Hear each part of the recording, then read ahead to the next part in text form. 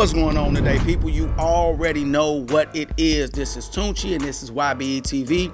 I got another question to my email. For people that don't know, the email is 1ybetv at gmail.com.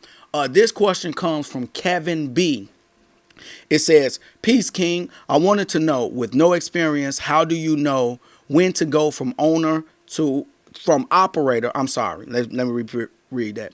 How do you know when to go from operator to owner operator? I have been debating about going to school to learn. I already have an enhanced CDL Class B. It's clean since 2007. Any suggestions?"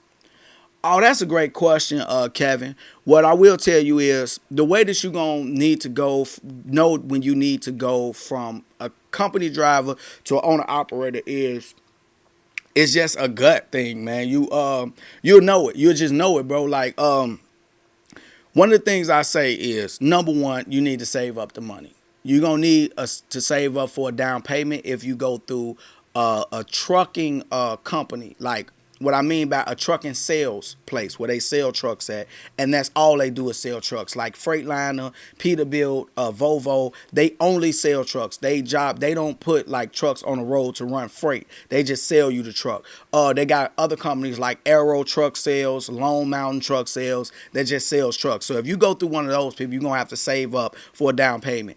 And last but not least, you want to save up for inspection. What I say is save up $1,000 because when you do your inspection, what you need to do is you're gonna need to do an oil sample. Those are about in between 18 to $30. You're gonna need to do a 1 hour inspection, where you get the mechanic to come out and he gonna check over the truck with a fine tooth comb. He gonna do everything and make sure everything measured out, measures the tires. He gonna see if there's any play in everything. He gonna go through it really, really good. And last but not least, you're going to have to do that dyno. That's the diagnostic. And I always say this is where they plug the computer to the machine and they run it real hard on it's like a treadmill for trucks, man. That's the best way that I can explain it. They're going to run it real hard on that and make the truck think it's under a load. And it'll kick out a code. It's going to tell you the horsepower from the rear end. It's going to tell you how strong your rear end is. It's going to let you know what's going on. And it lets you, change gears. And, it lets them really see what's going on with the truck. So number one, you're going to need the money for that. So you get the money. You're going to know that when you get the money. Number two is a little thing that I say that you should always do when you're thinking about going from company to owner operator. And that is tracking your expenses as an owner operator while you're a company driver. What I mean by that is, let me iterate a little bit more. What happens is, let's just say you run it as a company driver. Only thing you doing is you putting in the gas card and you fueling up every chance you get. Like, man, forget that. I'm about to just pump this gas. As an owner operator, you're not really going to do that. You're going to want to know when the gas cut off is. You need to call them and be like, when is y'all gas cut off for owner operators? They be like, oh, well, we cut off at Tuesday at midnight.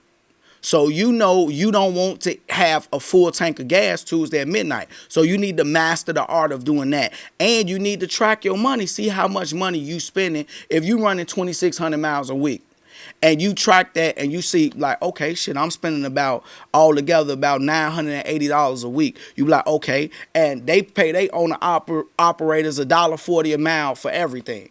So you adding it up. Now you adding up your miles and you call them and you see how much your insurance is and everything is. And you learn how to track it and you come up with a number and you start to see it like, damn, shit, if I ran with them as an owner operator after I take out for what I pay for this truck and everything, I still be taking home $1,700 a week.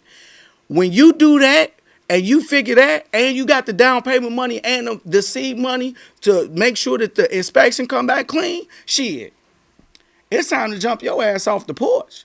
It's definitely time. So transitioning from a Class B to a Class A, only thing I would say is that's great because you already got a commercial driver's license and you kind of know a few things. Like, I think that y'all dealt with air brakes and all those types of things. So it might make it a little bit easier for you. But, man, I just suggest, man, It say I've been debating about going to school to learn. It is not a problem, man. Like, go to the school, learn, man, and go for it. I say definitely go for it.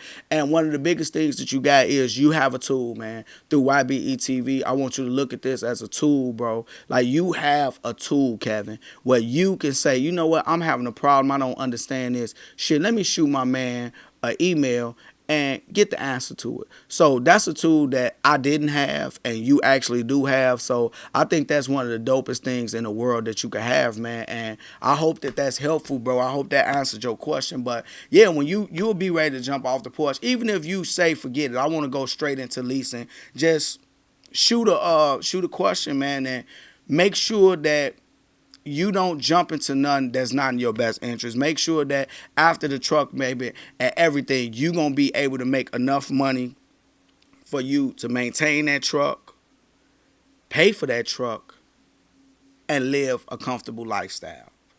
If you could do those three things, you damn sure ready, man. So I hope that helped you.